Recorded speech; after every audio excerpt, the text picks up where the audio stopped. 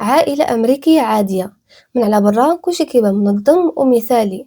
الأب والأم كانوا متفاهمين بيناتهم بزاف، واخا سنين هادي هما عايشين مع بعضياتهم وهما متزوجين وعندهم الولاد، كانوا متقربين بزاف من بعضياتهم. عندهم جوج ديال الدراري في أوائل العشرينات ديالهم، الكبير فيهم كان عنده خدمة زوينة وكان مقبل على الزواج، والثاني حتى هو كيبان فيه ذكي وطموح وكيقرا في الجامعة ديك الساعة في السنة الأخيرة، يعني قريب يتخرج وديجا ضامن خدمة مزيانة مع واحد الشركة واعرة في ميريكان. اللي شافهم كيقول هذه هي العائلة المثالية، عائلة ناجحة وما نقصهم حتى شي خير. ولكن في الحقيقة واحد من هاد أفراد العائلة المثالية اللي في هاد الدار هادي مخبي واحد السر كبير بزاف، وعايش واحد الكذبة كبيرة بزاف، كذبة اللي غادي تغير هاد العائلة إلى الأبد.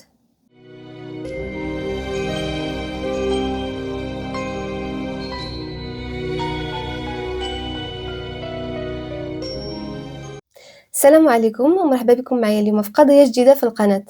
كيف ديما كنبغي نفكركم باللي المواضيع اللي كنناقشوها في هذه القناة تقدر تكون حساسة بزاف بالنسبة لشي ناس، فردوا بالكم قبل ما تكملوا الفيديو، والباقي الا كنتم مستعدين نقولوا بسم الله.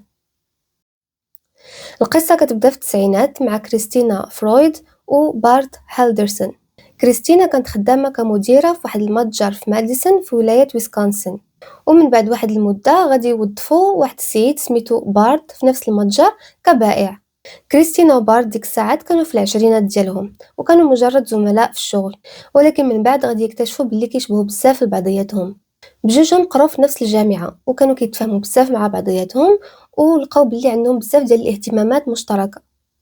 كريستا كانت كتفهم في التصميم الداخلي والترتيب ديال الدار، وبارت كان عنده اهتمام خاص بالإصلاحات ديال الدار وبكل ما يتعلق بالصيانة. ملي كان صغير كان كيعجبو هادشي، كان باه علمو وما كايناش شي حاجة ما كيعرفش يصلحها في الدار. المهم من بعد ما ولاو أصدقاء مقربين نشأت بيناتهم علاقة، ومن بعد واحد المدة قرروا أنهم تزوجوا في 1994، ومن بعد عامين غادي تزاد عندهم أول مولود اللي سموه ميتشل. من بعد ما تزاد ميتشل، كريستا غادي تقرر أنها تجلس في الدار من الخدمة وتهتم بالابن ديالها. بارت كان كيدعمها في كاع القرارات ديالها وقرر أنه يقلب على خدمة جديدة، فغادي يخرج وغادي يلقى خدمة جديدة اللي الراتب ديالها كان مزيان بزاف وكافي أنه يعيل الأسرة ديالو كاملة. كان ديك الساعة خدام كمحاسب. من بعد عام تقريبا على هذا الشيء غادي تزاد عندهم المولود الثاني اللي سموه تشاندلر. من بعد واحد المدة غادي يقرروا يشريو دار صغيرة في واحد البلدة هادئة سميتها ويندزور، وحسوا بالراحة أخيرا. كريستا ولات مهتمة بداكشي اللي كيعجبها بالدار بالترتيب والديكور، وبارت كان مركز على الخدمة ديالو باش يعين الأسرة ديالو وفي نفس الوقت هو كيدير أغلب الصيانات ديال الدار. كانوا عايشين واحد الحياة اللي هي زوينة ومريحة، كيتهلاو في ولادهم بجوج، كيربيو الكلاب ديالهم، كيخرجوا في نشاطات مع الجيران ومع المقربين. كتعجبهم الأنشطة البسيطة والعائلية بحال أنهم يحضروا الماتشات، يحضروا الخرجات وحفلات مع الجيران مع الأصدقاء، وكانوا حتى منخرطين في واحد الجمعية في ديك البلدة ديالهم وكيديروا معاهم نشاطات مختلفة. بارت كان كيعشق الجولف وكيعجبو يشغل راسو بالصيانة ديال الدار والتجديد، وكريستا هي كيعجبها أي حاجة عندها علاقة بالديكور بالأعمال اليدوية بالطبخ إلى آخره. فكان كل واحد شاغل راسو بداكشي اللي كيعجبو، وبيناتهم متفاهمين بزاف وعندهم وليدات قاريين وواصلين، فكلشي كان هو هداك. دازو سنوات وكلشي كان غادي هو هداك، والابن الكبير اللي سميتو ميتشل كان ديك الساعة تخرج وخدم في مجال الاي تي اللي هو مجال تكنولوجيا المعلومات، والخدمة كانت مزيانة وصدير مزيان، وكانت عنده الخطيبة ديالو، وكانوا مقررين يتزوجوا ويشريو دار عن قريب. والابن الصغير اللي هو تشاندلر كان ديك الساعة عنده 23 عام، وكان تا هو قراي وطموح، كان ديك الساعة في السنة الأخيرة ديالو يعني قريب يتخرج، وكان ديجا ضامن خدمته مع واحد الشركة كبيرة اللي هي سبيس اكس. اللي ما كيعرفهاش هي واحد الشركة معروفة في ميريكان اللي كتصنع صواريخ والمركبات الفضائية. فكان بعد التخرج غادي يمشي مباشرة لفلوريدا باش يبدا الخدمة معاهم. زيد على هادشي هذا كان خدام دوام جزئي في واحد الشركة ديال التأمين، وكذلك متطوع مع الشرطة في واحد الفريق ديال الإنقاذ والغوص. فوالديه أكيد كانوا فخورين به وكانوا كيشوفوا أن المستقبل ديالو زوين وكبير بزاف. لكن في يونيو 2021 تشاندلر للأسف غادي يطيح طيحة خايبة في الدروج، وغادي يجيب دقة في راسو لدرجة أن الطبيب غادي يقول ليه عندك ارتجاج في المخ، وعنده حتى شي مشكل في الأعصاب ديال رجليه. فهو رجع للدار داك النهار بديك الدعامة اللي كيديروا في الرقبة، وهز عكاز كيتمشى بالعكاز يعني حيت رجليه ما كيقدرش يتمشى عليها، فكانت حالته صعيبة بزاف، ماشي غير جسديا ولكن حتى نفسيا، حيتاش بسبب هاد الإصابة هادي غادي يخسر فرصة العمل اللي كانت مع سبيس اكس. اكيد العائله ديالو غادي يبقى فيهم الحال، غادي يتاثروا بهذا الشيء اللي وقع، حيت هما كيشوفوا انه انسان طموح وخدام على راسو، وللاسف خسر هاد الفرصه ديال الشغل اللي كانت غتحل ليه بيبان كبيره في الحياه المهنيه ديالو. ولكن في الاخير وقع اللي وقع، وبقى غير سد عليه في الدار ومحطم وطيح عليه الضيم. دازو شي ايامات والابوين اللي هما كريستا وبارت غادي يقرروا يمشيو لواحد المنطقه سميتها وايت ليك. هاد المنطقة هادي فيها واحد الكوخ ديالهم قديم، وكندوزو فيه شي ذكريات قديمة وكلشي، ولكن شحال هادي ما مشاو ليه، هو بعيد على الدار ديالهم بشي 3 سوايع. علاش بغاو يمشيو ليه؟ حيتاش سمعوا اخبار باللي دازت واحد العاصفة في ديك المنطقة، وباللي ممكن هاد الكوخ ديالهم تضرر بزاف والشرجم ديالو تهرسو، فقالوا غادي نمشيو ندوزو فيه الويكاند وفي نفس الوقت نصلحوا داكشي اللي تضرر في هاد الكوخ هذا اللي شحال هادي ما مشاو ليه. ولكن قبل ما يسافروا تشاندلر بدا كيلاحظ شي حوايج غريبه. ايامات قبل ما يسافروا شافهم باللي كيجمعوا فلوس كاش وكيحطوها في واحد الصاك اللي غادي يسافروا به، وكيجمعوا حتى السبائك ديال الفضه اللي عندهم في الدار وكيحطوها في داك الصاك. كيشوف فيهم تشاندلر هما كيجمعوا داكشي ومستغرب، ولكن ما قال لهم والو، يعني هادو في الاخر والديه، هادوك فلوسهم هما وهما مسؤولين على راسهم وراشدين، وممكن بغاو يديو دوك الفلوس ممكن يحتفظوا بهم في داك الكوخ يأمنوهم ولا الله اعلم. نهار قبل ما يسافروا كان جالس معاهم وسولهم ايوا كيفاش ناويين تمشيو لهاد الكوخ، واش غادي ديو الطوموبيل ولا شنو؟ قالوا ليه لا، راه كاين شي اصدقاء هما اللي غيدوزو علينا بالطوموبيل وغادي يديونا حتى للكوخ.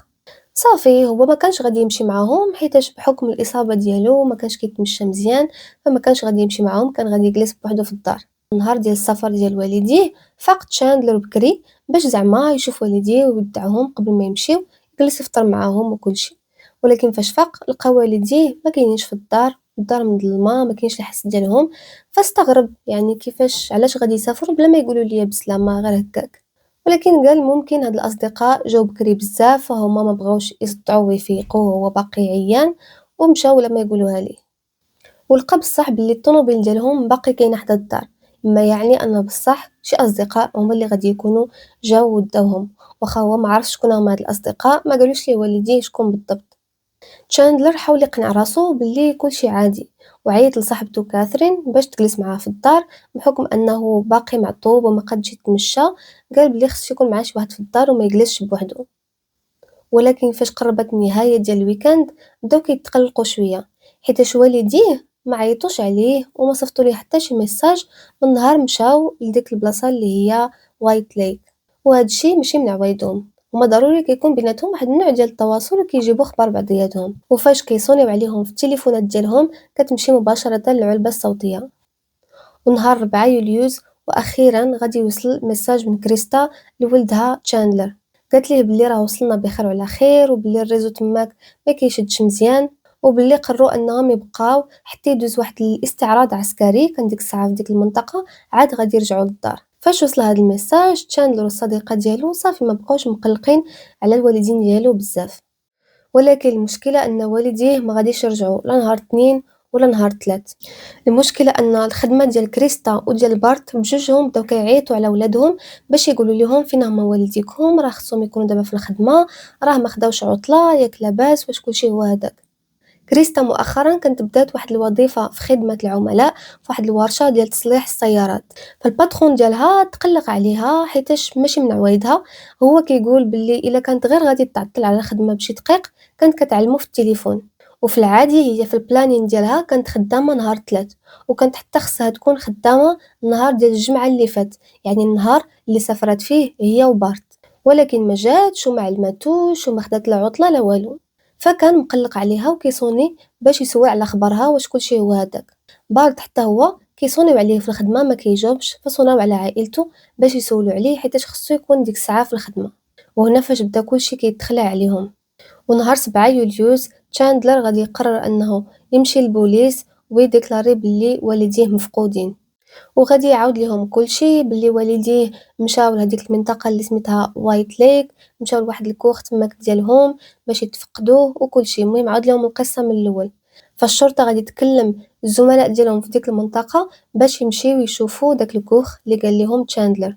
المشكلة فاش مشاو لقاو باللي الكوخ باينة فيه شحال هادي ما جا ليه شي واحد، يعني مثلا العشب اللي على برا ديال الكوخ نايض بشكل عشوائي، الداخل ديال الدار ما كاين لا ماكله لا والو ولا حتى شي اثار بلي راه كانوا شي ناس هنايا غير شي يامات هادي. زيد عليها الكوخ ما كان به والو، يعني ما كانش محتاج لتا شي اصلاحات، والنوافذ ما كانتش مهرسه. يعني ان القصه ديال ان النوافذ تهرسات ديال الكوخ بسبب ديك العاصفه اللي دازت في ديك البلاصه ماشي بصح وغير كذوب.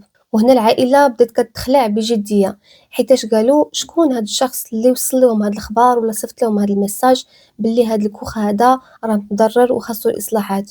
واش شي واحد بالعاني دار لهم هاد الفخ باش يجيو ويتخلص منهم بشي طريقه؟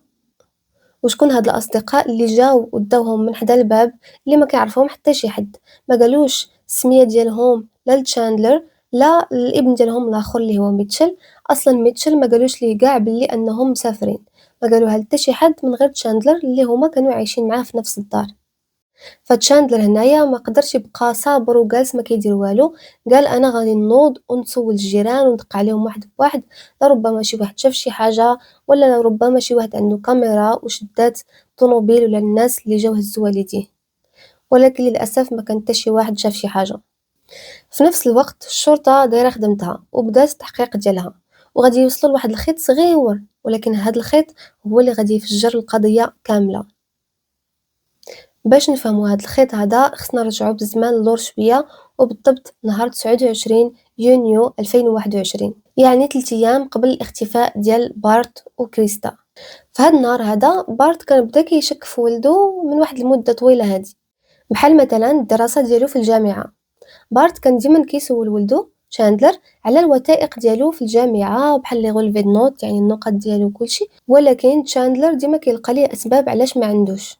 وغالبا ما كيقول لي ان السبب هو ان الجامعه هي اللي جلت ليه الوثائق ديالو، ولكن باللي راه كيطمنوه كيقولوا ليه راه غادي نصيفطوا لك قريبا الوثائق ديالك كامله. فبارت كان كيجيه داكشي ماشي منطقي.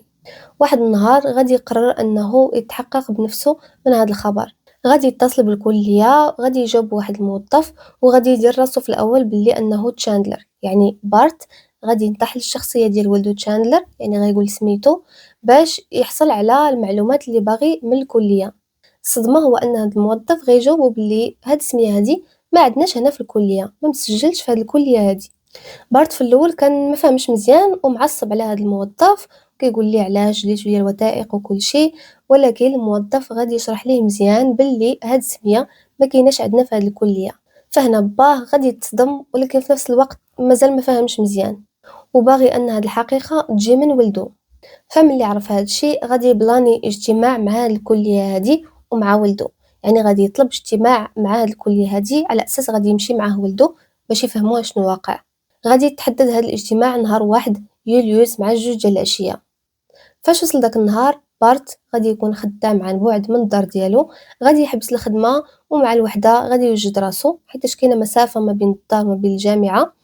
وغادي يصيفط لولدو ميساج غادي يقول ليه انا راه وجدت راسي، وجدت انت راسك ونتلاقاو واحد الباب باش نمشيو. الغرض هنا غالبا ما كانش الفضيحه، بارت كان باغي يواجه ولده بالحقيقه ويحطه في الموقف باش يعترف ليه ويحبس من دوك الكذوب ديالو ويقول ليه كلشي شنو كاين تجي منه هو الحقيقه ماشي من جي واحد اخر.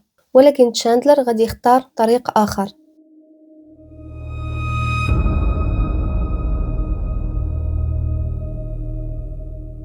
تشاندلر فصفت ليه باباه ميساج باش يهبط، غادي يهبط، ولكن غادي يهبط معاه واحد السلاح ناري مخبيه. وديك اللحظه فاش باه عطاه بالظهر غادي يطلق عليه 2 ديال الرصاصات من اللور. مباشرة وبكل برودة غادي يهز التليفون ديالو وغادي يصيفط لماماه ميساج، غادي يقول لها فاش تكوني جايه من الخدمه جيبي معاك مناضه وباللي التليفون ديال باباه راه طافي. هادشي غالبا دارو باش يربح شويه ديال الوقت. ماما غترد عليه وغتقول ليه اوكي، وهي مسكينه ما عارفاش شنو كيتسناها. كريستا داك النهار غادي تخرج من الخدمه مع ديك 4:58 دقيقه، وفي الطريق غادي توقف في واحد المغازا وغادي تشري مناضه كما قال لها ولدها، وغادي تشد الطريق لدارها. مع الدخله ديال الدار ولدها غادي يطلق عليها حتى هي رصاص وغادي تموت قبل ما تنطق، قبل ما تقول والو، قبل ما تشوف حتى شي حاجة.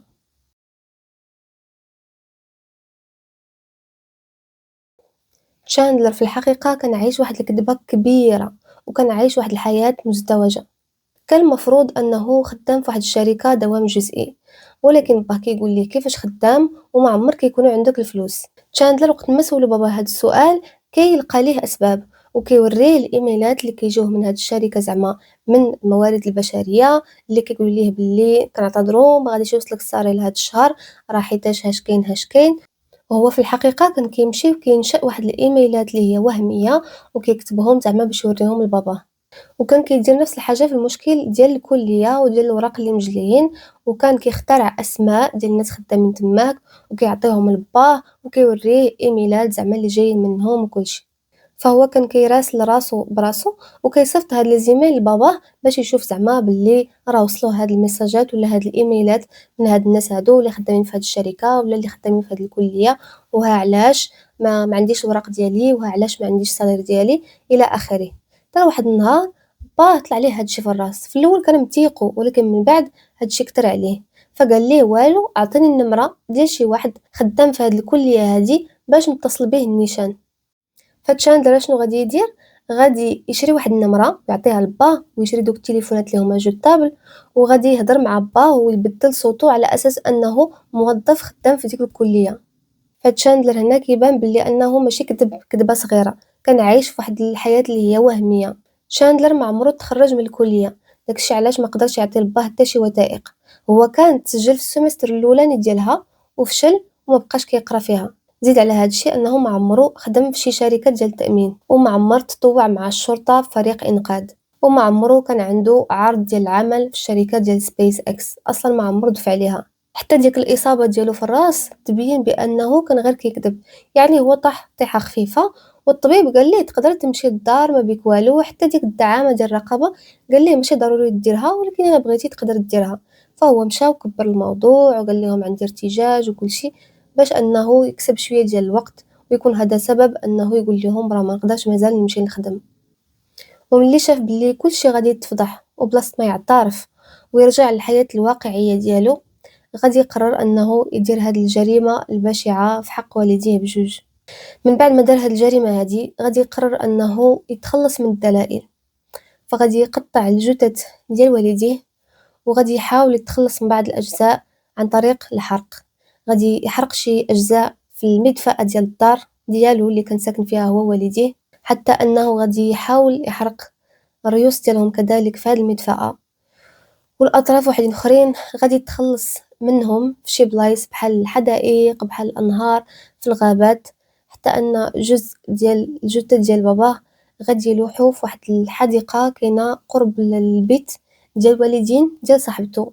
المشكلة أنه وهو كيدير هادشي كان باقي كيلعب الدور ديال الضحية وديال الابن المثالي اللي كيقلب على والديه، واللي مشى براسو كيدق على الجيران باش يفهم شنو وقع، وباقي كيعاود القصة ديال دوك الناس الغرباء اللي جاو وداو والديه، وباللي كانوا كيجمعوا الفلوس وكيحطوهم في الصاك باش يمشيو. يعني بغا يلمح باللي راه وقعت لهم شي حاجة وباللي شي واحد هو اللي دار لهم هادشي وماشي هو.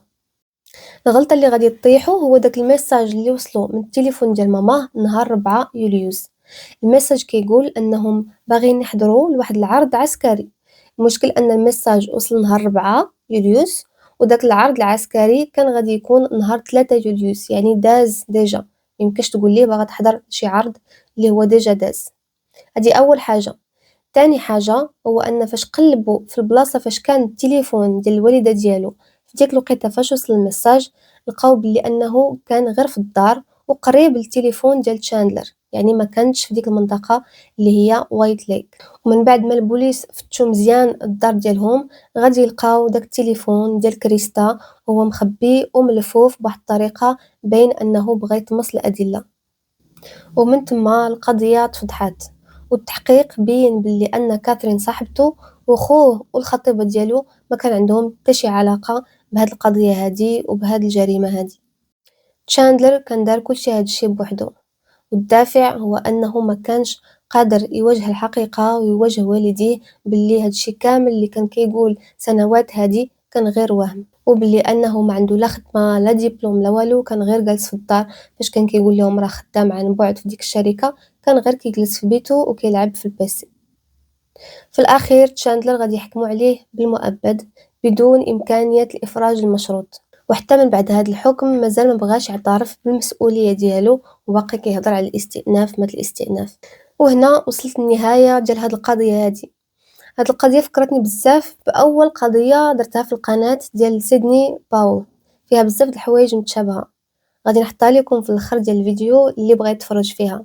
والمجرم في هاد القضية عنده واحد الوجه بريء بزاف، وهو أصلا إنسان هادئ، كلشي كيقولها عليه زوينة، بدا غير بكذبة صغيرة، وغالبا غتلقاه كيقارن راسو بخوه الكبير، خوه اللي كان كبير عليه غير بعام ولكن كان واصل وعنده خدمة زوينة كيتخلص مزيان، عنده الخطيبة ديالو كيوجدوا للزواج وكيوجدوا أنهم يشريو دار زوينة في بلاصة زوينة، وهو كيحس براسو بلي باقي معطل، فبدا غير بكذبة صغيرة زاد ليها 2 3 تلقى راسو اخترع واحد الحياة اللي هي وهمية وماشي واقعية، وما قدرش يرجع للور، حتى ولا كيبان ليه الواقع أخطر من ديك الجريمة اللي دار، يعني حسن ليه يدير ديك الجريمة من أنه يقول الحقيقة.